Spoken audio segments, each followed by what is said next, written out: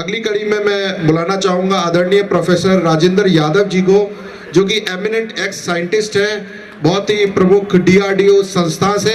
तो सर से मेरा आग्रह है कि 5 मिनट में अपना वक्तव्य समाप्त रखें। जोरदार तालियों से स्वागत किया जाए सर का।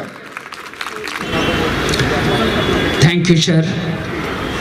I am Professor Rajendra Yadav, ex-scientist of DRDO. Dr. Kalam sir was my boss.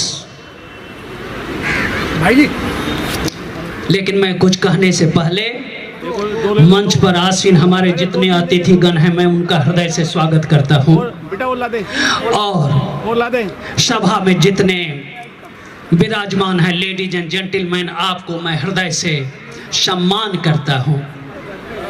साथियों, आज के जो विषय हैं, वो पहला नंबर का जो विषय है वो है सामाजिक परिवर्तन। बहुत सारे वक्ता बहुत कुछ बोल चुके हैं सामाजिक परिवर्तन के विषय में, लेकिन मुझे अभी तक पता नहीं चला कि सामाजिक परिवर्तन होगा कैसे। साथियों, जब तक मनुष्य के आचरण में परिवर्तन नहीं होगा, तब तक सामाजिक परिवर्तन नहीं हो सकता है। और जब तक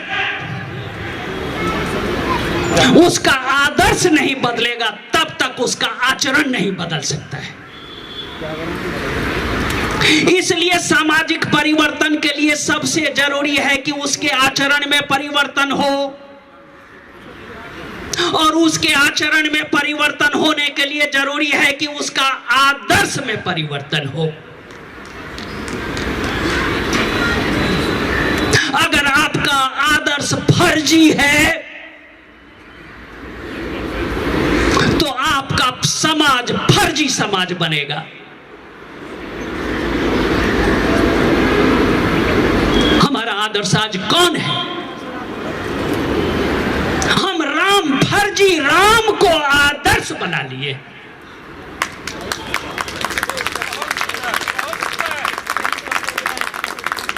फर्जी राम राज्य, फर्जी राष्ट्रपति, फर्जी प्रधानमंत्री,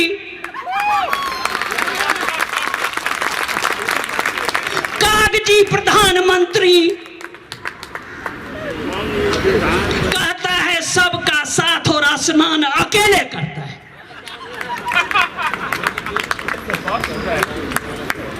साथियों, जब तक आपका हमारा आदर्श होना चाहिए तथागत बुद्ध, वही तथागत बुद्ध जो करता था वो बोलता था, और जो बोलता था वो करता था। क्या लटके हो ये फर्जी राम और फर्जी राम राज्य में? आप लोग बदलो अपना आदर्श। लेकिन प्रश्न है कि जब ये सामाजिक परिवर्तन होगा तो क्या हो जाएगा? साथियों, जब सामाजिक परिवर्तन होगा तो हमारा सांस्कृतिक परिवर्तन होगा, और जब हमारा सांस्कृतिक परिवर्तन होगा तो हमारा राजनैतिक परिवर्तन होगा, और जब हमारा राजनीतिक परिवर्तन होगा तो हमारा आर्थिक परिवर्तन होगा, और जब ये सारे परिवर्तन हो जाएंगे तब हमारी व्यवस्था में परिवर्तन होगा। सो हमारी लड़ाई सामाजिक परिवर्तन के लिए नहीं, हमारी लड़ाई व्यवस्था परिवर्तन के लिए होनी चाहिए।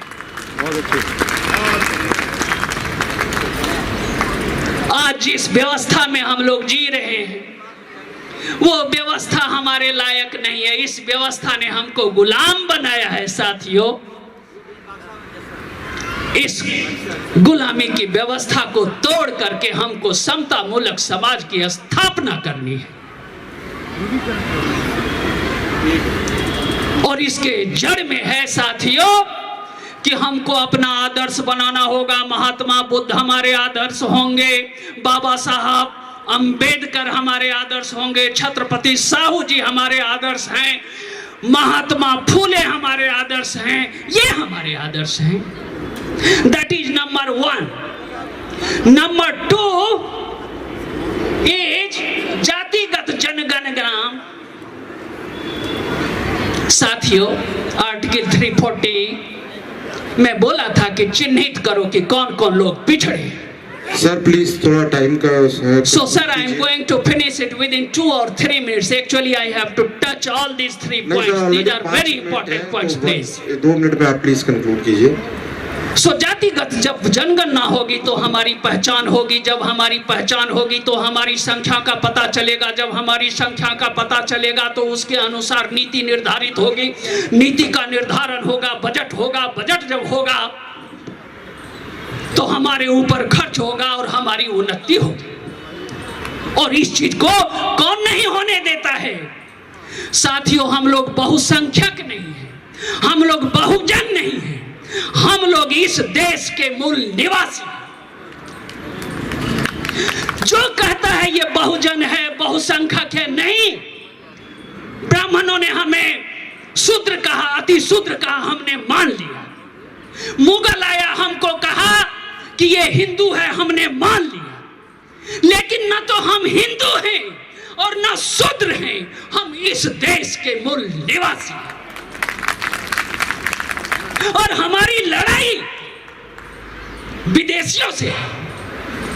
अगर आपको विदेशी के विषय में जानना है तो टाइम्स ऑफ इंडिया के 21 मई 2001 का इंग्लिश वर्जन आप पढ़िए।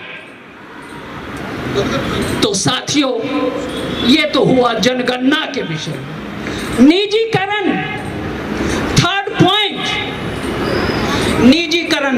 My dear not students, my dear friends, मेरे प्रिय साथियों, hello my dear friends, actually I was the scientist in DRDO। 10 साल में वैज्ञानिक रहा। ये निजीकरण आया 1991 में, कांग्रेस की सरकार निजीकरण को लाया। हम लोगों को बोला कि बहुत कुछ परिवर्तन हो जाएगा निजीकरण से। मैं रिजाइन कर दिया, आ गया प्राइवेट में, 8 साल प्राइवेट में काम किया, फिर इसमें काम किया। मुझे अनुभव है, चूंकि doctor Kalam sir used to say one should have experience in the field of R&D, one should have experience in the field of industries, one should have experience in the field of entrepreneurship, and one should have experience in the field of academics. And fortunately I have got all these 4 points, my dear दर्शक। और मुझे अनुभव है कि sir please आप बहुत time निजीकरण का क्या।